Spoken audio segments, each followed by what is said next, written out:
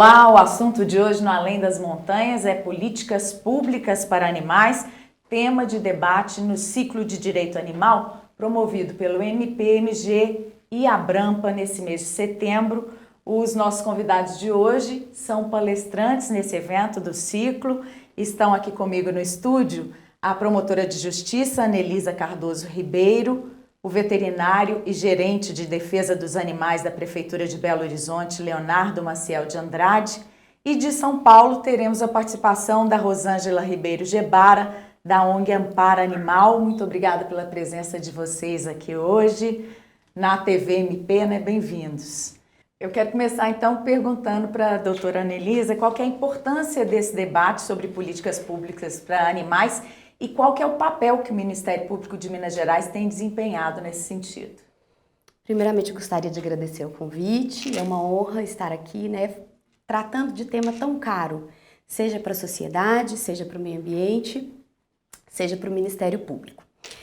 A questão de políticas públicas em prol dos animais, ela tem que ser percebida num momento de lei, de produção legislativa, em que nós temos a Constituição da República de 1988, que traz o princípio da dignidade animal, né, quando ela veda a submissão dos animais à crueldade, no seu artigo 225, parágrafo 1º, inciso 7º.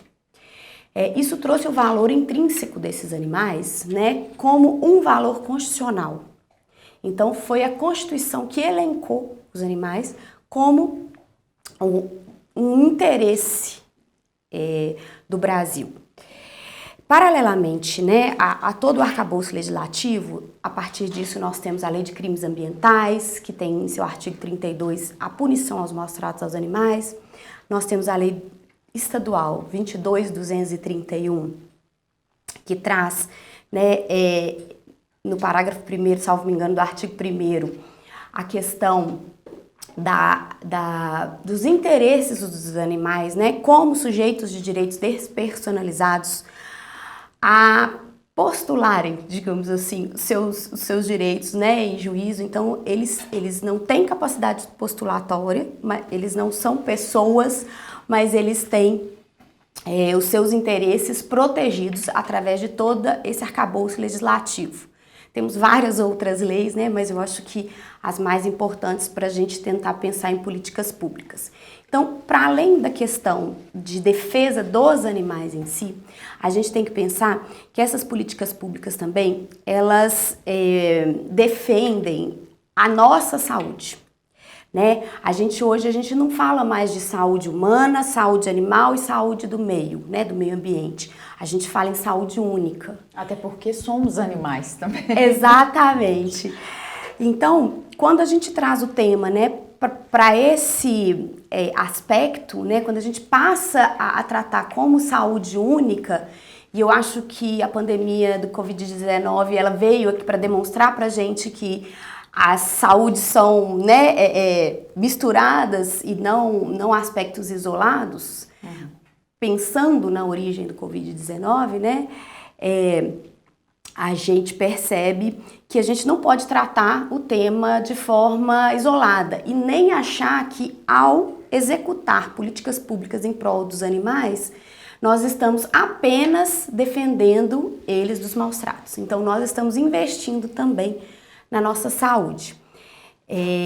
Já entrando um pouco no meu tema, né, na questão de políticas públicas, por exemplo, a gente teve aqui na região metropolitana, em um tempo não muito distante, né, a questão do surto da questão do carrapato estrela, né, da febre maculosa. Dr. Leonardo, médico veterinário, está aqui para me ajudar. A população de capivaras tinha aumentado muito, né? Não teve a ver com Então, mas essa é a questão, entendeu? A gente meio que colocou a culpa nas capivaras, mas o cavalo, ele também é um dos transportadores prediletos desse tipo de carrapato, né? E a gente via ali na Orla da Pampulha muitos animais soltos, porque muitos carroceiros e tutores de cavalos de equídeos soltavam eles ali para pastar, né? Então, assim, vou tratar disso na palestra e a gente tem várias imagens assim de cavalos apinhados de carrapato mesmo, né? Então, assim, aí esse cavalo volta para o tutor, volta para a casa do tutor, né? Junto com a família do tutor, e aí a gente acaba, assim, levando esse carrapato, né, para dentro das casas dos seres humanos também. A gente tem que repensar muito as relações nossas com os outros animais, né? Como eu estava falando, nós somos também animais, né? A nossa convidada de São Paulo é a Rosângela, e eu queria perguntar, né, qual que é o papel da sociedade civil, né, por meio de organizações não governamentais, como a Ampara, né, da qual você é integrante, nessas ações de gestão pública para o bem animal.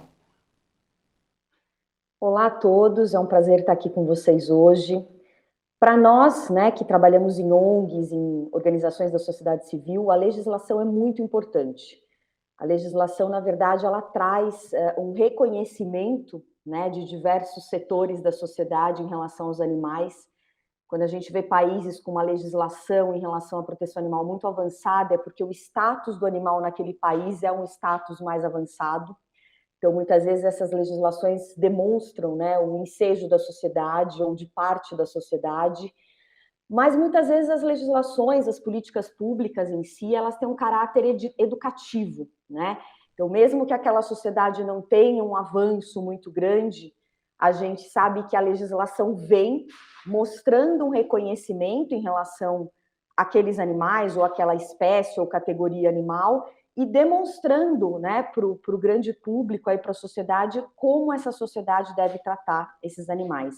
Então, nós lutamos sempre para que hajam leis e outros instrumentos jurídicos para a proteção dos animais, porque nós sabemos que dessa forma a gente consegue garantir uma sustentabilidade das ações que a gente pratica todo dia, que são ações de proteção animal.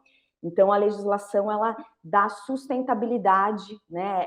Ela consegue aí amparar as nossas ações, dar credibilidade, continuidade nessas ações. Então, a gente sempre luta, trabalha aí com os vereadores, os deputados estaduais, deputados federais, na construção de projetos de leis que sejam, obviamente, abrangentes e execuíveis também. Não adianta ser uma coisa muito utópica, né? Mas para a gente é muito importante a consolidação dessas políticas através de legislações, decretos e normativas. Falando de Amparo, então vamos falar do trabalho da Ampara. Nós temos algumas imagens aí de um vídeo institucional mostrando o trabalho de incentivo à adoção e de cuidado com os animais, né, que é feito pela Ampara. Conta pra gente um pouquinho.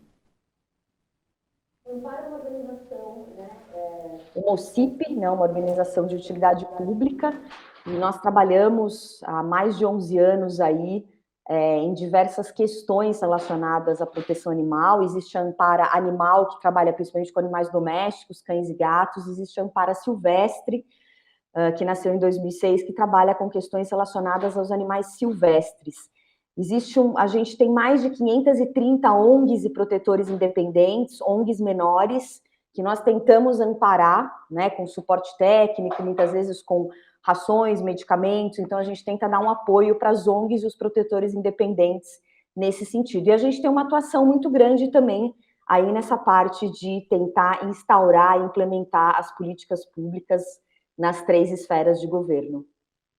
Leonardo, que está aqui conosco, é veterinário e antes de estar na prefeitura, né, já fazia esse trabalho de proteção e amparo a animais, né, animais traficados, não é isso mesmo, Leonardo? Sim.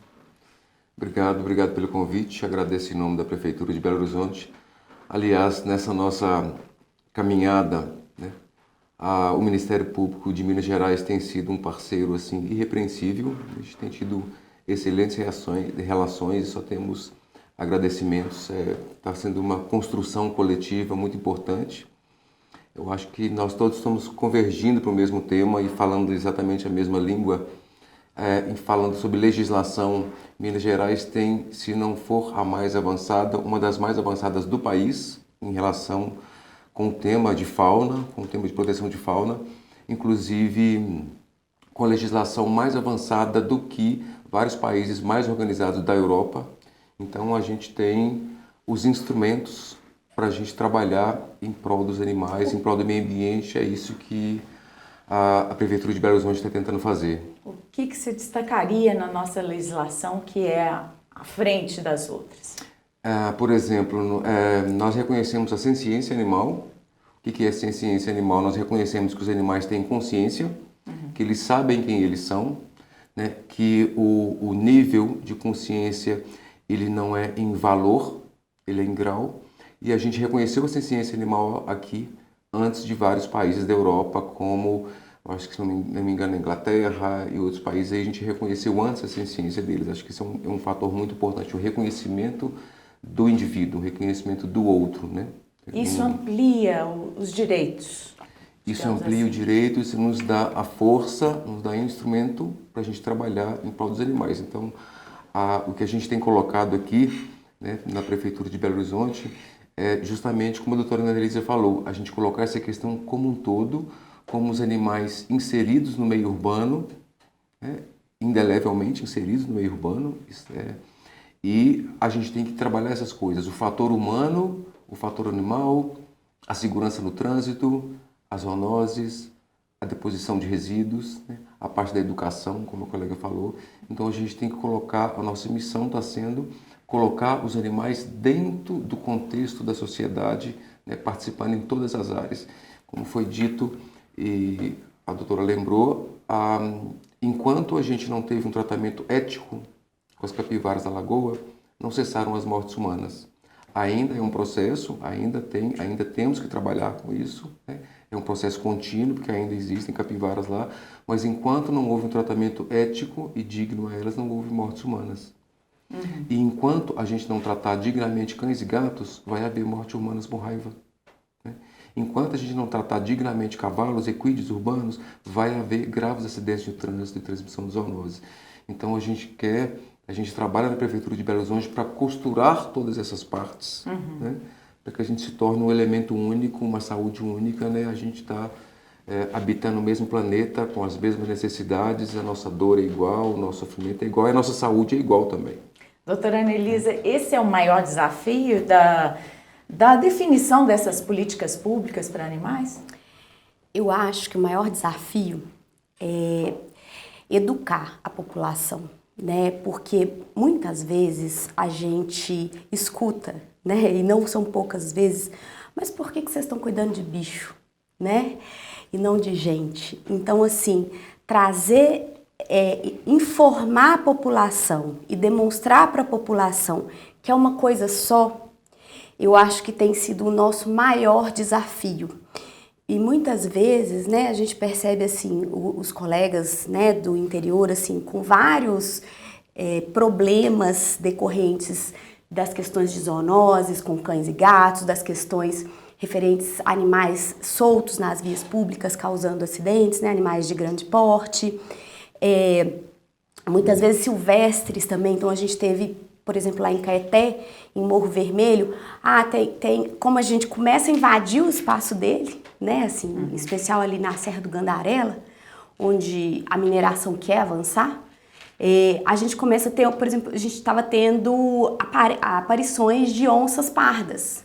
E aí o que a população com medo quer fazer? Ela quer matar, né? Então, assim, a gente tentou não, graças a Deus agora a gente deve, daqui um tempinho, publicar uma cartilha junto com o IBAMA, Polícia Ambiental, referente a como se portar, o que fazer se você se deparar com esse tipo de animal, né, assim, grandes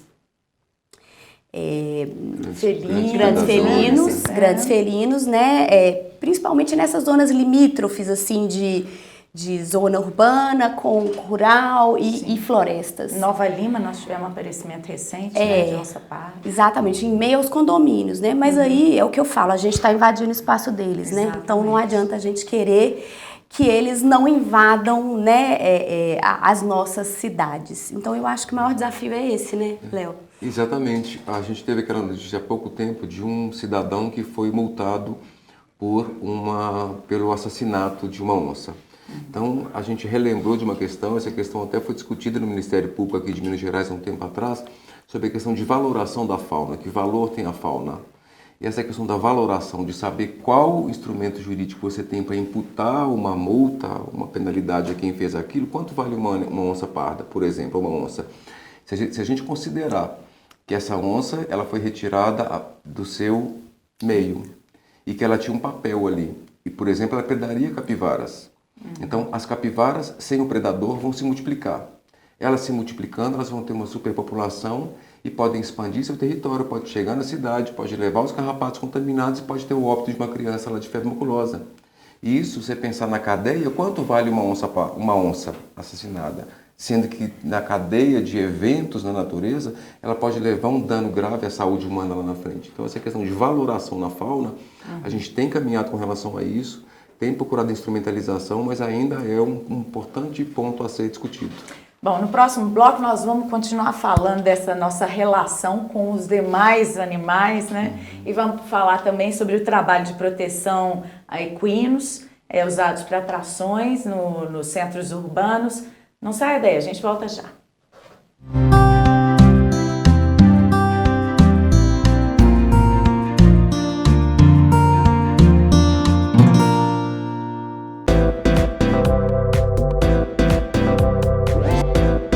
TVMP, em todo lugar, ao seu lado. Realização: Ministério Público de Minas Gerais.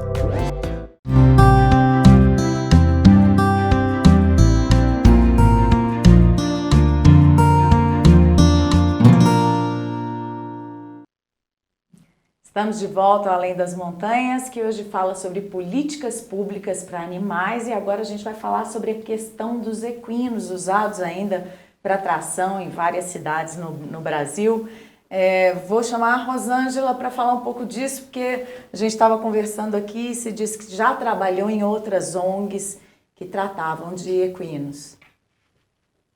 Sim, infelizmente os equinos são bastante explorados e não é só na questão do trabalho de tração, né? Existem outras formas de exploração aí, pesquisa científica, produção de vacina, as provas, né, como rodeios, vaquejadas, as exposições, as provas equestres, existem diversas formas aí de exploração, mas a gente sabe que a pior, infelizmente, em vários centros urbanos principalmente, né, a utilização dos equídeos em geral como força aí de tração, né, como animais de trabalho.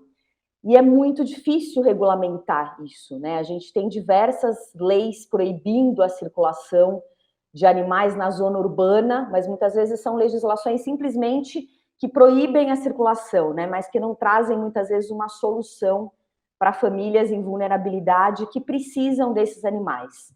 Então, os projetos que a gente pode perceber como projetos muito importantes, que trazem como uma política pública, ele não só proíbe, né? Ele implementa uma série de ações aí para fazer a transformação dessa sociedade, a ponto que essa sociedade não precise mais utilizar desses animais. Isso eu pude ver em outros países, é uma mudança muito gradual, né? Obviamente existem explorações que não tem porquê, né? Quando a exploração do tipo turística, né? Quando você tem animais explorados aí para a questão do turismo, das charretes, dos passeios turísticos, e isso pode ser realmente totalmente substituído, né? A gente tem como substituir isso de forma rápida, existem alguns municípios no Brasil, Paquetá, Petrópolis, enfim.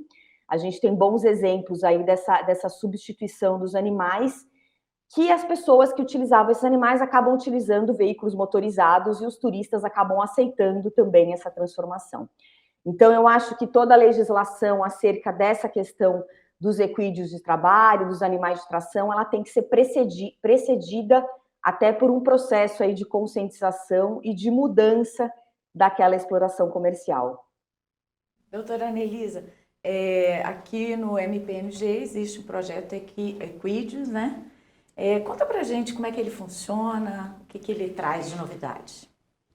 Então, há um tempo, né, dentro do Ministério Público, na Coordenadoria de Defesa dos Animais, a gente vem recebendo, né, no decorrer dos anos, várias demandas de colegas referentes a esses animais, muitas vezes soltos ou em situação de maus tratos, e que as prefeituras literalmente não sabem o que fazer, né? Então, o que a gente tem feito ao longo dos anos? A gente criou um roteiro de atuação para os colegas, né? Minto. Primeiro a gente fez um diagnóstico, né, nas 18 cidades, em 18 cidades aqui da região metropolitana, né, onde as demandas chegavam com mais frequência, não que elas não aconteçam no interior. Então a gente fez um diagnóstico, né, através de técnicos, seja do médico veterinário aqui do Ministério Público, a doutora Bárbara Golobeff, que é uma médica veterinária especialista em animais de grande porte, e a doutora Samila Moll, que é uma estudiosa dos direitos dos animais. Então o Ministério Público produziu esses diagnósticos e encaminhamos, né, para as comarcas de referência para adoção de providências juntamente com esse roteiro. Então a coordenadoria já produziu um roteiro de atuação com modelos, né, para apoiar o colega que está lá no interior, assoberbado, né, tratando de várias matérias ao mesmo tempo, seja de questões ambientais, criminais, infância e juventude, patrimônio público. Então, assim, para dar um suporte para ele, técnico e jurídico. Paralelamente a isso, né, a gente vem desenvolvendo aqui na coordenadoria o projeto Equídeos, que é uma próxima fase pós-roteiro, pós-diagnóstico. Então, o que a gente pretende com esse projeto? A gente chama Prodevida dos Equídeos, né? Porque a gente tinha o Prodevida dos cães e gatos, agora a gente evoluiu para o Prodevida dos Equídeos. A gente pretende tentar firmar acordos com os municípios, né? E apoiá-los na capacitação profissional, seja de médicos veterinários, servidores públicos, para poder fazer o manejo desses animais. Ou seja, para tentar apoiá-los também, assim, de você perceber um animal em situação de maus tratos ou solto, como que você vai fazer com esse animal, né? Como que você vai lidar com ele? Então, assim, nessa fase do projeto que a gente está começando a implementar agora, a ideia é essa, é fornecer capacitação para os municípios, estimulá-los a criarem uma legislação própria, né, conforme o Código de Trânsito, que tem no artigo 24, ele estabelece a necessidade de se regulamentar a atividade licenciando, né, os veículos de tração, concedendo autorização para esses carroceiros, porque eles sequer têm noção da legislação de trânsito e eles andam aí, né, no meio do trânsito caótico de Belo Horizonte, por exemplo, ou de vários centros urbanos, entendeu? Então a nossa próxima fase de projeto é essa, e a prestar esse suporte para que o município tenha um norte, né, de como fazer, de como lidar de forma humanitária com o manejo desses animais, né, para que intensifique a fiscalização, para que eles não fiquem soltos em vias públicas e se envolvam em acidentes, graves acidentes, né, doutor Leonardo, como a gente viu, a gente vê, né, rotineiramente em Belo Horizonte, para que, diante de uma situação de maus tratos, ele recolha esse animal e possa destinar esse animal que não para o tutor, entendeu? E ajudar o município na implementação, né, dessa política, desse caminho. Belo Horizonte já está bem avançada nisso, né? Com o seu trabalho feito lá, essa relação, né, com os carroceiros, com donos de equídeos, está desenvolvendo bem. Exatamente. Não é um trabalho fácil, é um trabalho muito, muito árduo. Hercúleo, né? A gente tem duas legislações, duas leis que tratam desse sistema de equídeo urbano em Belo Horizonte. Você tem a Lei 10.119, que é de 2011, e ela passou a ser implementada a partir de 2017. E essa lei trata da regulamentação da atividade, né, e da proibição aos abusos, aos excessos cometidos contra animais de trabalho. E a gente tem a outra legislação, que é a legislação 11285 de 2021, que prevê a extinção da atividade em 10 anos, aí por volta de 2030. Essa mais antiga trata, inclusive, dos direitos dos equídeos ao trabalho, né? No trabalho. Exatamente. Como existe no trabalho humano, nos animais também. Exatamente. Ela trata o animal de tração urbano como um trabalhador, realmente, com seus direitos estabelecidos do tipo: todo trabalhador tem descanso, tem direito a um descanso semanal, então a carroça é proibida aos domingos.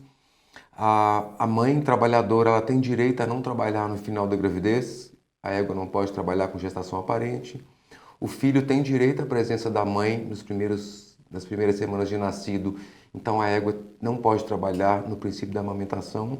Então, realmente, ele é tratado como um trabalhador. A legislação prevê isso. E a outra lei é para a extinção desse trabalho de tração de carroças? Essa lei prevista é para extinção da carroça, proibição total da atividade de carroça em 2031. E agora está sendo discutido na Assembleia Municipal de Minas Gerais a redução desse prazo para 5 anos. Esse, com certeza, não é um trabalho fácil, não é uma estrada retilínea, né? É bem esburacada, cheia de imprevistos com os quais a gente tem que lidar. Mas, basicamente, a gente está tratando dos dois assuntos. Tratando do equídeo e tratando do carroceiro, basicamente, do cidadão em atividade de carroça, né? De forma a oferecer todo o apoio. Nesse processo de apoio ao carroceiro, foram envolvidas várias instituições dentro da Prefeitura. A Secretaria de Cultura, a questão do trabalho, a opção da geração de emprego e renda, a saúde, a segurança. Então, a gente está trabalhando nesse conjunto para oferecer outras opções de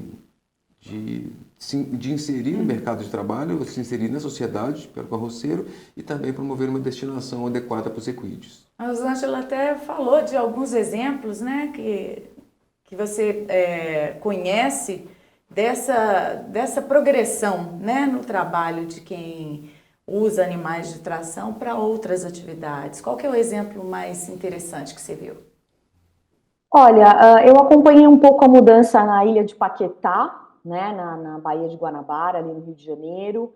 Eles eram utilizados para turismo, né, para andar com os turistas. Então, era um número muito menor de animais, uma atividade que você consegue muitas vezes realmente fazer essa transição para veículos motorizados. Então, quando você tem um incentivo, né, da prefeitura, do município, na compra desses veículos motorizados, o treinamento, a conscientização dos munícipes, a conscientização dos turistas, apesar de ser muito mais fácil, né, do que o uso dos equídeos, na verdade, na parte de carga, de tração, ainda assim você tem todo um processo, né?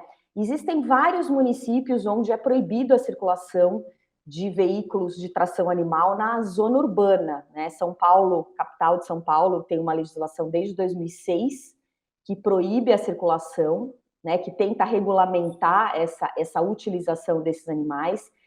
Mas a gente tem agora uma discussão, não sei se vocês viram também, por exemplo, a cidade de Nova York, né, ainda utiliza animais na parte turística, então existe toda uma questão das pessoas fazendo protestos para que pare aquilo.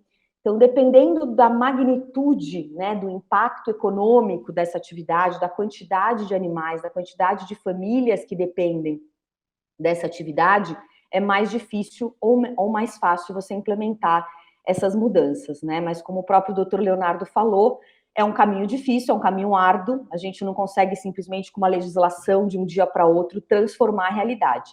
Se você simplesmente impõe uma legislação para as pessoas não utilizarem mais os animais, né, como tração, animais para trabalho, você vai levar essa atividade para ilegalidade, né? Agora, se você faz um processo de adaptação dessas famílias, de substituição, eu acredito que sim. Eu conheço Paquetá, Petrópolis, tem alguns municípios na região do Nordeste que também já transformaram, mas sempre com aquela, né, uma coisa bem transicional, né? Então, proíbe na zona urbana, proíbe a exploração turística, mas sempre de uma forma gradual até atingir, obviamente, a utilização desses animais nas zonas periurbanas e nas zonas rurais. E em Minas a gente tem São Lourenço, que conseguiu extinguir, né, o uso de charrete, passou para tuk-tuk, não é isso? Eles estão nesse processo que a Rosângela falou aqui, né, de criação de lei e transformação, né, da cultura dos próprios charreteiros nesse momento.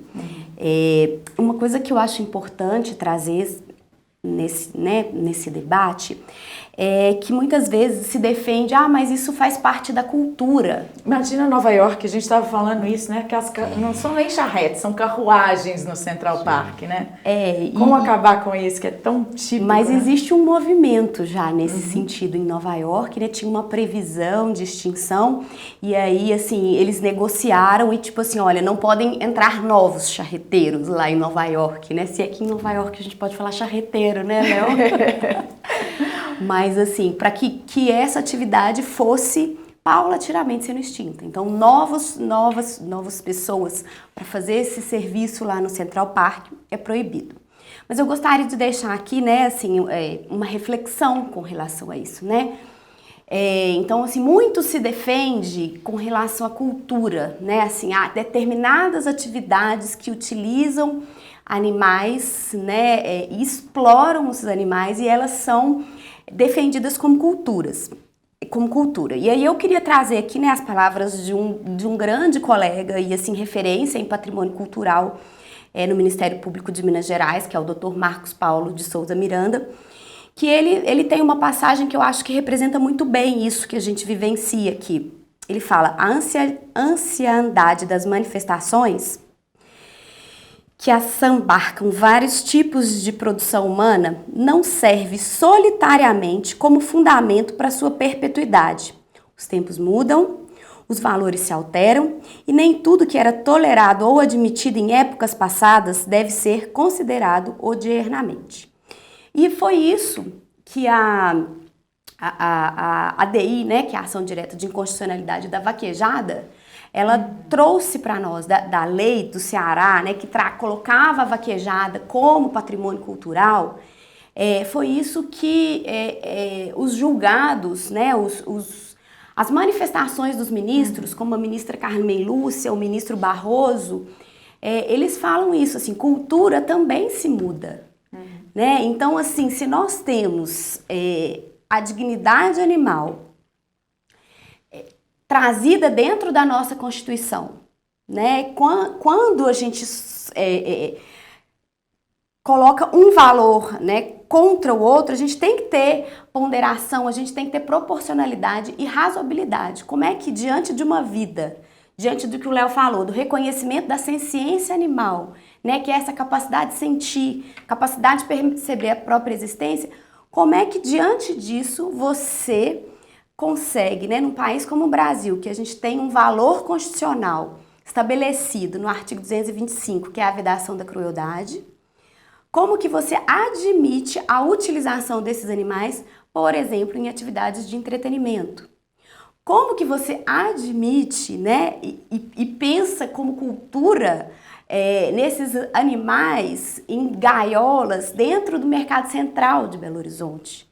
Como que a gente falando, né, assim, a gente brinca muito lá na coordenadoria que os patógenos, eles não respeitam os corredores do mercado central. As doenças, né? Exatamente. Então, assim, se num corredor você tem animal e eles, né, na maioria das vezes estão em situação de maus tratos, na maioria das vezes eles não têm um acompanhamento médico veterinário que garanta para todos nós que estamos ali nos alimentando ou fazendo nossas compras, né, assim, porque ali se vende comida pronta, se vende carne, vende-se de tudo. Então, assim, como que a gente, em um corredor a gente tem esses animais e no outro a gente tem comida e pessoas transitando, né? Isso, assim, isso é uma combinação que não vai dar bom, né? Como diriam por aí. Então, assim, a gente tem que pensar isso, que a cultura também se muda, né? Diante dos novos valores que vão surgindo. Bom, a gente vai para mais um intervalo e a gente vai voltar falando exatamente isso, né? Da evolução das nossas relações com os animais e a conscientização sobre isso. Aguarde.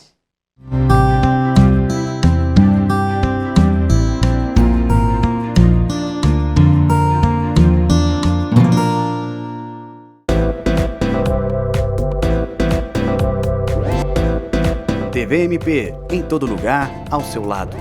Realização Ministério Público de Minas Gerais.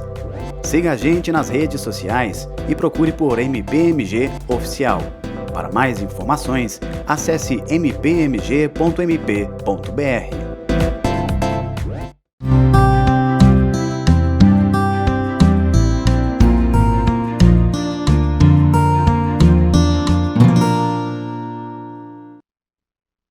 Você está acompanhando aqui no Além das Montanhas o debate sobre políticas públicas para animais. Eu quero perguntar a você, Leonardo, essa questão do mercado central de Belo Horizonte, que a gente vinha falando aqui, já houve ameaças de que aquilo ia acabar, né, a presença de animais ali para venda, mas a coisa não foi adiante. Como é que está essa questão? Não, ainda não houve um consenso com relação a isso, mesmo sendo apresentados laudos técnicos bastante contundentes sobre maus tratos, mesmo sendo apresentados laudos técnicos muito incisivos sobre a questão sanitária da comercialização de animais, né, e de alimentos próximos, né, de transmissão de doenças por via aérea. Mesmo assim, a gente ainda não conseguiu reverter. Isso houve, inclusive, esse embate já chegou ao Tribunal de Justiça de Minas Gerais e a gente ainda não conseguiu reverter essa situação.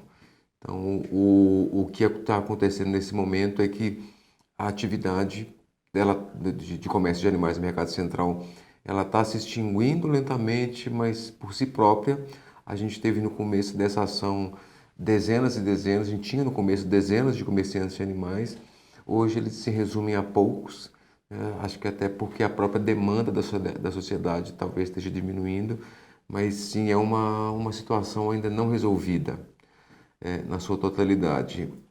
Por parte da prefeitura, a gente está promovendo a criação de plano de manejo de fauna urbana, nos moldes do que a gente já tem. A gente tem um plano de manejo para capivaras, a gente tem um manejo para jacaré, plano de manejo de jacarés, a gente tem um plano de manejo de equídeos, a gente já tem muita coisa avançada no plano de manejo de cães e gatos, sempre tendo os pilares de saúde, transporte, zoonoses, bem-estar animal. Então a gente está em vias de lançar um plano de manejo para várias espécies de fauna, né? Tanto fauna silvestre quanto fauna doméstica, para a gente tratar isso de uma maneira unificada, né? Uma fauna urbana e todas as suas peculiaridades, e todas as suas necessidades, suas interações, mas o mercado central ainda persiste. Pois é assim, surpreendente diante do que a gente viu, né, com a pandemia, a discussão exatamente dos mercados lá na China, né, que vendem animais, matam animais na hora, até uma situação mais grave do que a gente tem aqui, né, eu acredito. Como é que ficam essas ações, né, políticas públicas diante dessa cultura muito arraigada de que isso faz parte das nossas tradições, né? A gente ainda tem touradas na Espanha, matança de baleias e golfinhos, né, no Japão, que são coisas que nos parecem anacrônicas diante da evolução da espécie. Rosângela, queria que você falasse um pouquinho sobre isso. Exatamente, né? Como a doutora Nelise falou, a cultura pode ser mudada e deve ser mudada sempre que infligir sofrimento aí para algum ser, alguma espécie. Então, a gente tem, infelizmente, né, a mudança aí da nossa Constituição, declarando vaquejada, rodeio como manifestações culturais. A gente espera reverter isso um dia. Eu acredito que isso vai muito da questão da sociedade, né, da mudança da sociedade. E a lei virá, né, a transformação da lei virá justamente com a mudança da sociedade, como o próprio Dr. Leonardo falou, a gente diminuiu a demanda, vocês conseguiram diminuir a demanda aí de animais do mercado e esse mercado está se extinguindo por si só. Logicamente, se a gente conseguir também ter essa conscientização aí e conseguir uma legislação que proíba mais rápido, você consegue diminuir esse sofrimento animal de forma mais rápida. Mas a cultura é, muitas vezes, o grande entrave em várias questões aí de exploração animal, né? A gente vê a questão, muitas vezes, de espetáculos com animais, de provas que se utilizam animais, rodeios, vaquejadas e afins, e a gente tem que mudar gradualmente e, em paralelo, né, tentar, obviamente, a aprovação de alguns projetos de leis importantes nessa área. Eu acho que essa coisa da conscientização é muito importante e, às vezes, ela vem como um choque, né? Eu recomendo muito que todo mundo assista um documentário chamado A Enseada, que trata dessa matança de golfinhos no Japão e que nos leva a uma outra visão daqueles espetáculos lindos com golfinhos, né, em parques aquáticos, pulando, né? Quando você vê como é que eles são capturados, né, e esse documentário faz essa denúncia, a gente leva um choque, né? E fala, poxa, eu incentivei isso, né? Eu incentivo esse tipo de turismo, de diversão. Passa por aí, doutora Anelise, a gente não tem que trabalhar isso mais? É exatamente isso. Como eu disse para você no início do programa, o mais difícil é educar, é conscientizar, é trazer, né, à tona, assim, os bastidores. O que acontece, por exemplo, né, assim, nos nossos rodeios, assim, como que o animal é estimulado para pular daquele jeito, né? Nas vaquejadas, se a gente, quando a gente começa a tomar consciência do que o animal sofre, né, previamente e durante a prova, eu acho que ninguém mais frequentaria esse tipo de festividade. E o que a gente vê hoje, né, assim, apesar da defesa, né, dessas provas, essas festas, muitas vezes as pessoas estão lá muito mais pelos shows do que para ver o rodeio ou a vaquejada em si, entendeu? Então, assim, o que a gente precisa é só de conseguir fazer com que as pessoas enxerguem, né, assim, tecnicamente isso, a questão da ciência animal, né? Então, a ciência animal, ela não foi reconhecida por mim só ou pelo Dr. Leonardo, né? Quem somos nós perto da Declaração de Cambridge, em 2012, né? E hoje a gente teve um seminário do Fórum Animal agora, no início de setembro, referente aos 10 anos da Declaração de Cambridge, que os neurocientistas comprovaram a ciência animal, essa capacidade de sentir dos animais, né? Então, houve estudos, né? E houve a evolução do pensamento ético, filosófico, científico, que culminou com a Declaração de Cambridge em 2012. Isso tem ajudado de alguma forma a melhorar a consciência das pessoas nessa nossa relação com os animais, na sua opinião, Leonardo? Eu acho que é um ponto, sim. A Declaração de Cambridge acaba que ela nos instrumentaliza no que a gente quer fazer, mas o que eu acredito e que eu quero acreditar e ter esperança é que a nossa sociedade, a nossa espécie está evoluindo, que a evolução é um caminho inevitável, só que às vezes ela é lenta e às vezes ela dá um passo para frente e um passo para trás. Porque envolvendo toda essa questão de política, cultura, religião, a gente tem, só para ser bem breve, a gente tem o exemplo. A gente sabe o quanto o país valoriza o agronegócio, o quanto o agronegócio é importante na geração do nosso produto interno bruto. Então, até há um certo tempo atrás, a questão do agronegócio, de criação do animal para abate, ela era um assunto intocável. Havia um limite ali. Aqui não. Daqui para frente, a criação de animais para corte, isso aqui é o nosso produto interno bruto, é o Brasil sobrevivendo e vivendo. E o que aconteceu com as búfalas de Brotas, que foi um caso enigmático, né? Foi um caso que alertou, fala, o agronegócio não está mais livre do maltrato. O PIB está envolvido nessa situação. Então, o que eu acho que nesse processo evolutivo, eu acho que é a sociedade que está evoluindo, a gente está evoluindo de alguma forma, pressionando nossos juristas por processos mais eficientes, pressionando os órgãos de fiscalização. Então, apesar de todo o sofrimento que a gente vê, a gente fica aflito com isso, porque como a gente sente a dor deles e quem tem dor quer que a dor pare ontem, então o nosso senso de urgência com relação a quem tem sofrimento ele é muito grande. Isso nos aflige porque o processo é muito lento de mudança, mas ele está acontecendo e ele vai acontecer. Esse aumento da cultura vegetariana, vegana, vem dessa consciência. Para onde caminha a humanidade? Para essa trilha? Para a gente deixar de consumir carne animal? Eu acho que a gente caminha para uma coisa boa, assim. Eu vi uma pesquisa um tempo atrás que, não sei se teve alguma mudança, mas Belo Horizonte é a capital do país que tem o maior percentual de pessoas que não ingerem produtos de origem animal. Pessoas que se dizem vegetarianas ou veganas. Então, eu acho que o número sólido maior tem São Paulo, até pelo tamanho da cidade mesmo, mas o maior percentual de pessoas que não comem carne é em Belo Horizonte.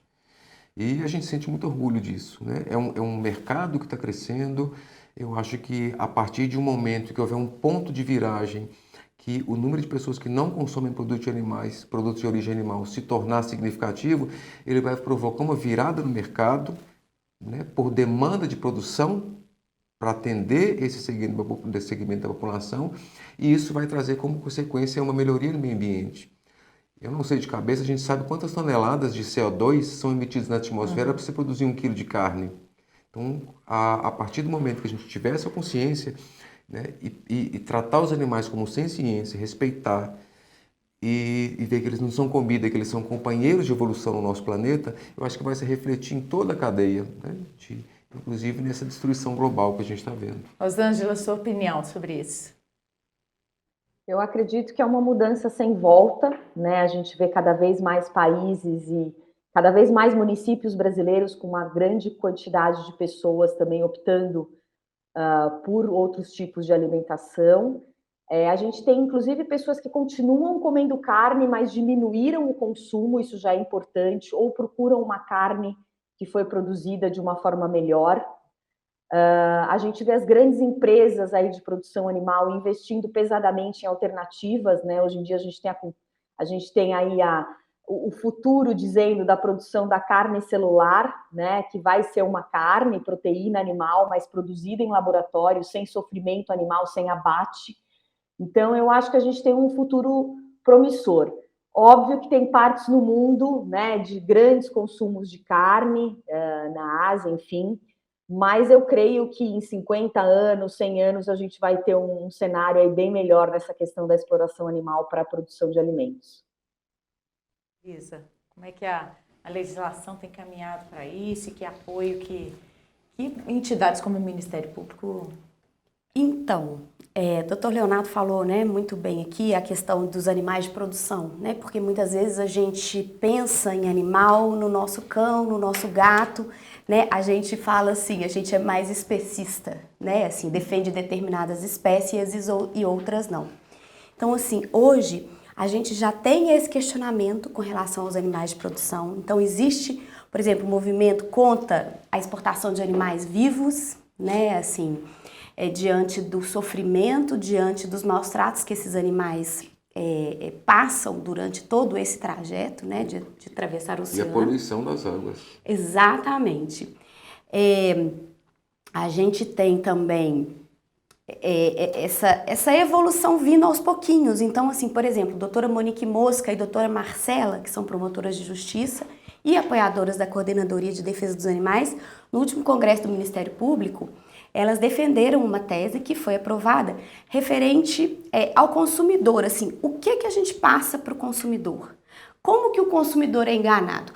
Quando você vê a propaganda do leite, ou, né, da carne, ou do iogurte, você não tem noção do que aquele animal passa para produzir o queijo, o leite, o iogurte, né? Como que os animais são abatidos para chegar aquela carne bonitinha, né, para você. Então, assim, eu acho que o Léo falou uma coisa muito importante aqui, que é isso, assim, o que era intocado, né, a gente começa a questionar. Essa propaganda não é uma propaganda enganosa, né? Isso não está induzindo a gente a erro, a achar que aquela galinha, assim, que tá lá bonitinha no ovo, que tá lá pra gente comprar, né, aquela galinhazinha quase que infantil, né, assim, será que é essa galinha mesmo que produz o nosso ovo?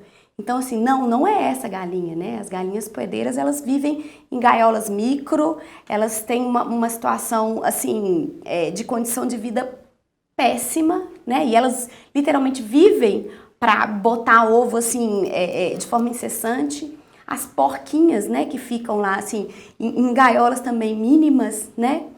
Como diria, salvo me engano, é Tom Reagan, se eu estiver equivocada, Rosângela, se me fala, nós não queremos gaiolas maiores, né? Nós queremos a ausência de gaiolas, né? Então, assim, eu acho que a gente evoluir para o vegetarianismo, para o veganismo, é um processo.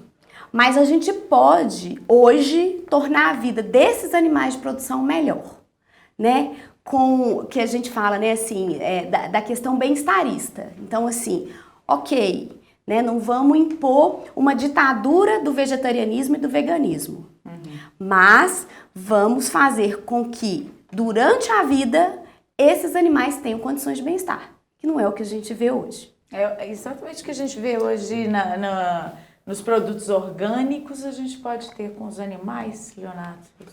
Eu acredito, assim, complementando o que a doutora Annelisa falou, eu acho que a gente consome, por exemplo, carne bovina porque ela está aí para a gente consumir. E no ritmo que está a destruição ambiental, daqui a pouco não vai ser opção porque a gente não vai ter como produzir, porque não tem o como produzir mais, né? Então, eu acho que nesse sentido, a gente caminha, ou a gente evolui pela dor ou pelo amor. Ou a gente toma consciência agora e começa a mudar as coisas e pega a rédea ambiental e muda isso, ou a gente vai aprender pela dor porque em algum momento não vai ter mais como. Só que eu espero que quando chegar nesse momento a gente aprender pela dor, que haja um ponto de retorno que a gente possa recuperar e que a gente não esteja já caminhando para uma coisa onde o meio ambiente já vai ficar totalmente inóspito para a nossa espécie. Num país com extensão tão grande como o nosso, exatamente, né? Aí entra de novo aquela reação do nosso produto interno bruto. A nossa carne, a carne brasileira é competitiva no mercado porque ela não computa a destruição ambiental, ela não computa o desmatamento, ela não computa a emissão de CO2, ela não computa o quanto de água foi gasto na produção daquilo. Então, se esse valor for embutido, a gente não vai conseguir ter competitividade no mercado internacional, porque o que a gente está vendendo com a nossa carne, a gente está vendendo vendendo carne a preço de banana, mas a gente está vendendo as nossas matas, é o nosso solo, é o nosso recurso hídrico por um preço que não condiz mais com a emergência ambiental. E quem regula o mercado é o consumidor, somos nós, né? Exatamente. A gente viu um retrocesso muito grande, né, em termos de proteção ambiental, com relação à fauna, né, a questão da defesa, da liberação da caça dos animais silvestres, né? Assim, a evolução às vezes é um passo para frente e um para trás, né? Mas assim, são coisas que eu pensei que eu não vivenciaria, né? Há tantos anos nós temos a proibição da caça e de repente a gente se vê tendo que fazer, exatamente, fazer abaixo-assinado contra a liberação da caça. Né? Assim, para mim isso é um retrocesso não é um passo não, né, Léo? São 10 para trás. É uma maratona, doutora Annelisa. Bom, eu agradeço demais a presença de vocês aqui na TV MP. Obrigada, Rosângela, pela sua participação no Além das Montanhas, né, que hoje discutiu esse assunto tão importante, políticas públicas, né, dos animais. Espero vê-los aqui mais algumas vezes. Nossa. Muito obrigada. Agradecemos. E a você que está nos assistindo, continue ligado aqui na TV MP. Até!